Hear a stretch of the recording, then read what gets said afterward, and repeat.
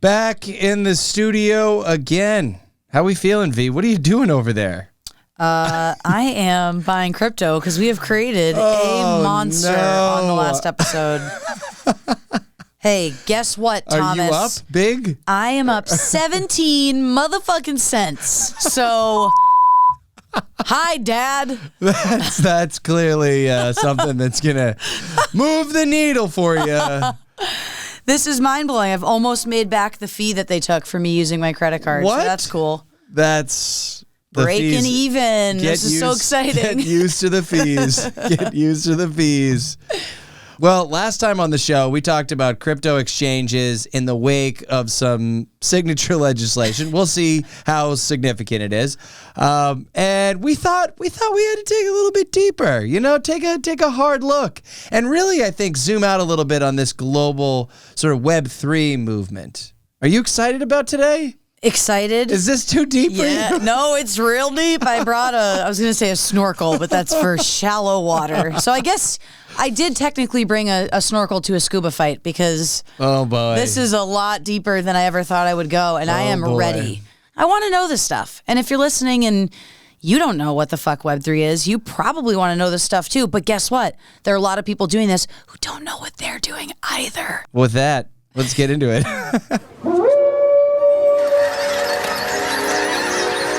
News team, assemble! All right. Uniswap compound. I'm going to go Uniswap because it's just really blew my mind that their logo is a unicorn. I wish we're going to hopefully talk about Sushi Swap. Sushi Swap and Pancake Swap if we're lucky. This is not vaporware. This is real. This is real stuff, and the brands are strong and solid, and a lot of household names today that we're going to be talking about. It just sounds hilarious to be like, yeah, the future of business, it's based on a coin that's named after a dog breed. Or a sushi. Or a sushi? Or a sushi? Yeah, good point. What is the singular of sushi? Is it still sushi? It's sush. It's just a little bit of sush. Their branding's actually funny because it's all about like become a chef of cryptocurrency. Oh my God, we'll get there. We'll get there. I think before we get too crazy though, I mean, obviously for some people it's like Web3. What the hell is Web3? I mean, Web3 is sort of this amorphous term that's hard to kind of put meaning to, and I think people that are sort of standing on the sidelines, purveyors of Web 2, what we're used to today, where Google and Amazon and a short handful of providers sort of have a stranglehold on access to everything. A lot of people get all their news on platforms like Facebook, right? So there's these destinations, these hubs where all of us access the web. And people are sort of saying, okay, well, Web3, this is an opportunity to sort of reinvent that and decentralize everything, remove the monopolies. Web3 is here to sort of solve for that. And I thought we could play a quick little clip for the listeners to just sort of dial us in. And for Veronica. And for Veronica, who's listening. I'm listening right now. The term Web3 was first coined by one of the creators of the Ethereum blockchain, Gavin Wood. In a 2014 blog post, Wood envisioned Web3 as an open and decentralized version of the internet. Theoretically, users would be able to exchange money and information on the web without the need for a middleman, like a bank or a tech company. In this vision for a Web3 world, people would have more control over their data and be able to sell it if they choose. And it would all be operated on a decentralized distributed ledger technology. The most common version of this is known as the blockchain. While still considered relatively new and unproven, it could offer more transparency and autonomy for users. So you get it now? Oh yeah, totally. I mean, I think my favorite part of that video is the word unproven, right? All of this stuff is sort of so bleeding edge. People are just starting to get their hands on it. And for that, we really aren't sure where things are going to shake out. And in many cases, probably some of the prevailing challenges of the current system, the current market system, and Web 2.0 may carry in to Web 3.0. It's a scary, brave, crazy new world where there will be a bunch of new minted millionaires for those of us that are able to figure out how to use this stuff and figure out where its relevance is in the business and marketing sense. So tell me about Uniswap. Uniswap is the largest decentralized exchange, also known as a DEX or a DEX. Operating on the Ethereum blockchain, it's also one of the first. It allows users anywhere in the world to trade crypto without an intermediary. So we talked in the last episode about Coinbase versus FTX. Those kind of are a middleman of you being able to have this peer-to-peer interaction. So a decentralized exchange allows you to have that marketplace where transactions occur directly between crypto traders. This is interesting because we were joking about PancakeSwap and SushiSwap. Why are there DEXs with swap in the name? Is because Uniswap, like most crypto protocols, is open source. So anyone can see exactly how something is made and adapt the code. I mean, at the end of the day, the situation associated and why this sort of happened is because people were trying to skirt regulation. They wanted to be able to trade these assets without an intermediary. Like, put your money in here completely anonymously, the opposite of some of the experience that you were having where you're putting your social security number into Coinbase, right? Or putting your social security number into FTX, like almost as part of the sign up within a matter of 30 seconds? Yep, that's like what they wanted right away. Right. And these are like, let's hide under the radar and just change and keep crypto anonymous and decentralize everything. We don't need a funding authority. Yes, which sounds really cool, but we're also witnessing the rise of a new form of the dark web. It's the dark web 3. And everyone's anonymous. Anyone can sign up. Yes, it's safe. There's no restrictions to who can trade, though. Anyone with a phone and an internet connection can participate. A lot of this stuff sounds too good to be true. When you say too good to be true, this is an unproven market, and these are early days, and people are throwing out lots of interesting things. And some people call a lot of these organizations, in some ways, it's like a Ponzi scheme, right? The first person that gets in is the one that makes the most. Let's watch a video that might actually lay this out. Uniswap is the largest and most popular decentralized exchange running on the Ethereum blockchain. As one of the first successful DEXs, many other DEXs will probably remind you of Uniswap. Since their launch in 2018, Uniswap has grown significantly to the point that the DEX now generates over $3 billion a day in volume. As I said earlier, Uniswap runs on the Ethereum blockchain, a blockchain notorious for high gas fees. This means that a cost of a single token swap could run you over $100 on a busy day. Ouch. He mentioned a whole bunch of buzzwords. First, he brought it back to the Ethereum blockchain, right? Many of our listeners, we're all going to remember that one. But then he talked a little bit about the fact that some of these other DEXs run on other chains, other networks, and you can only trade certain currencies. Did you hear he talked about gas? Are you familiar with gas? I am. You are. Let's talk about gas. Gas is so expensive. It's so expensive right now. Gas is expensive whether, I guess, you're driving or trading crypto right now. No, 100%. The thing about gas is, in some cases, in order for you to complete a transaction, you actually have to pay. And that's a strange concept for people. People think, oh, crypto is making it easier for us to exchange and decentralized finance, and it should be as simple as sending an email, right?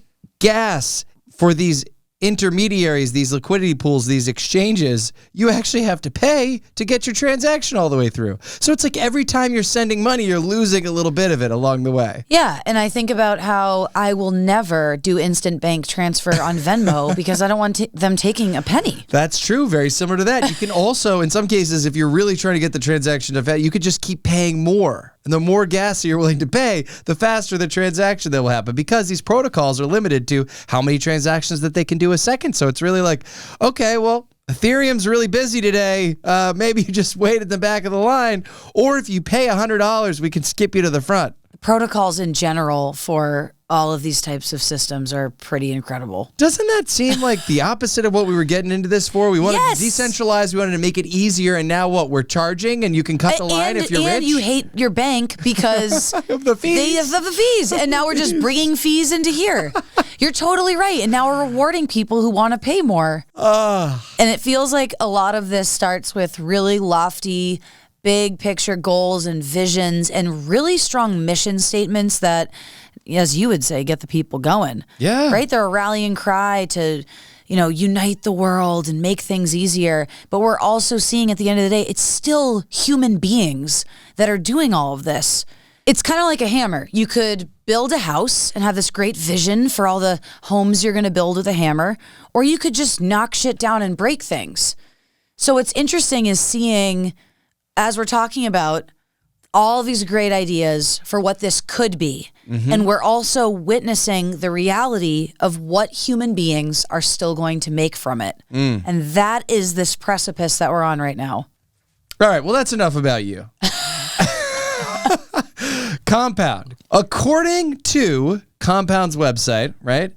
Compound is an algorithmic, autonomous interest rate protocol built for developers to unlock a universe of open finance applications.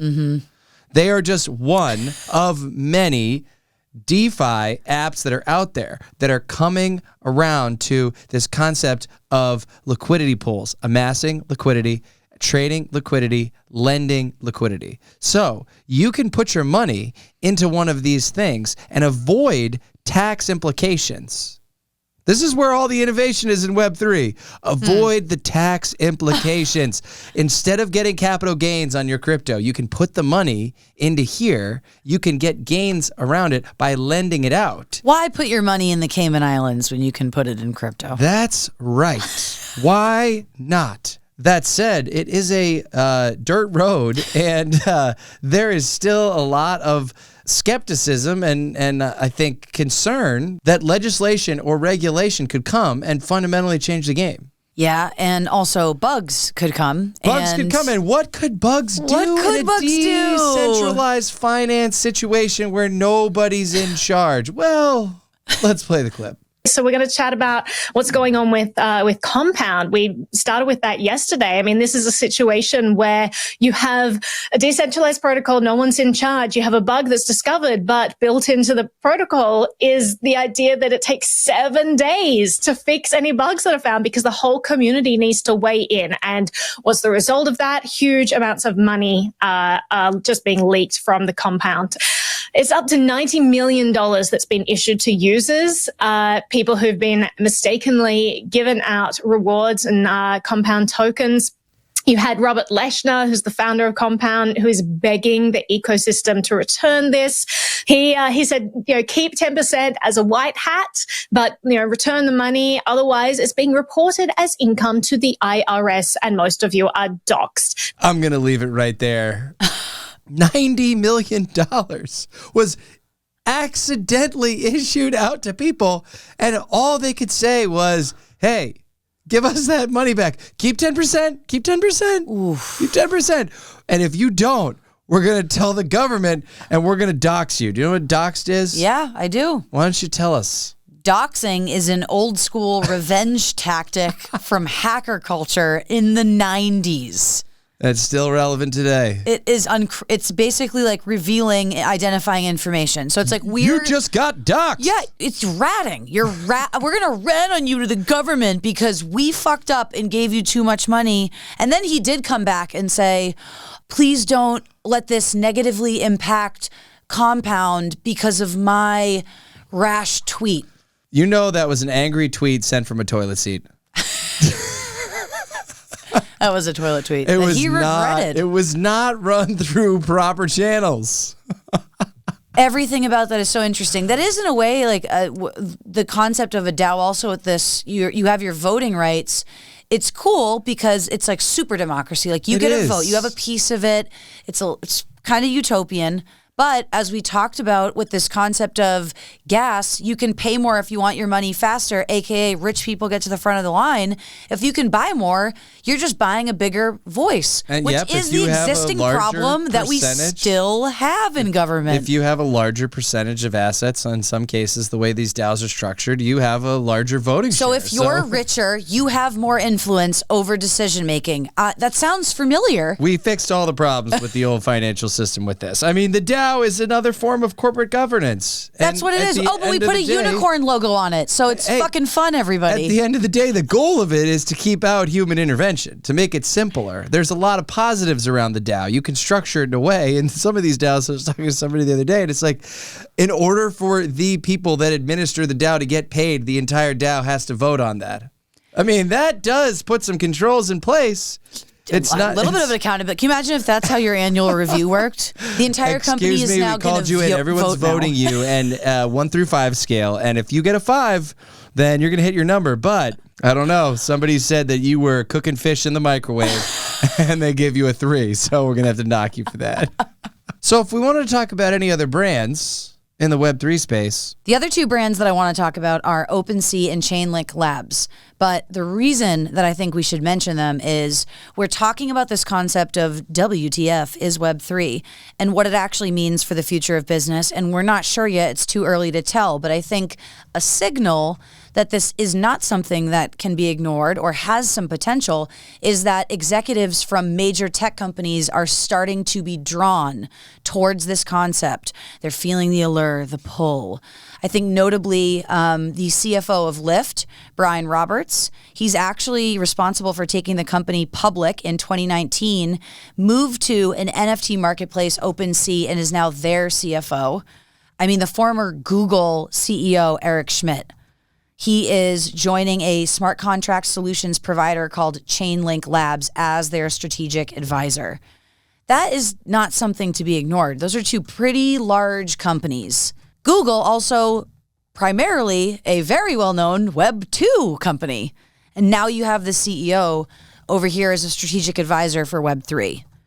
So it seems like even though we're maybe unsure yet what this means for the future of business, it seems like we have some pretty interesting executives that are starting to take a look. And we would be amiss talking about Web3, not talking about the Web3 Foundation, which we played a clip earlier. I'm not sure if we're actually going to capture the entirety of the clip, but they did mention the fact that Web3 Foundation, well, Web3 just in general was coined by Dr. Gavin Wood, who is actually co-founder of the Ethereum project.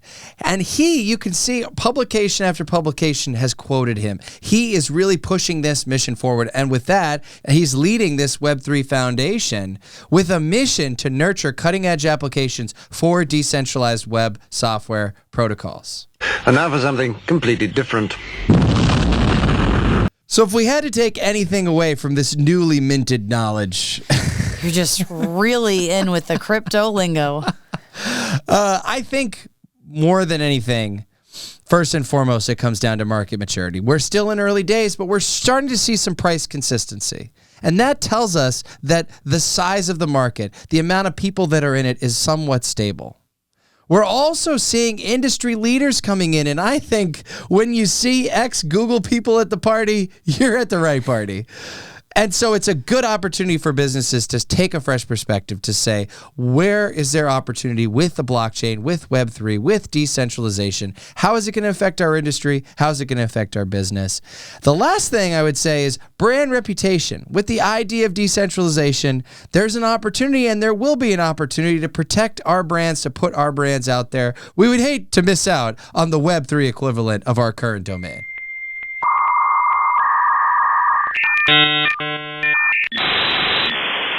You've got mail. So if you had to take anything away from the episode, V, I know you've been just checking your crypto the whole time, too.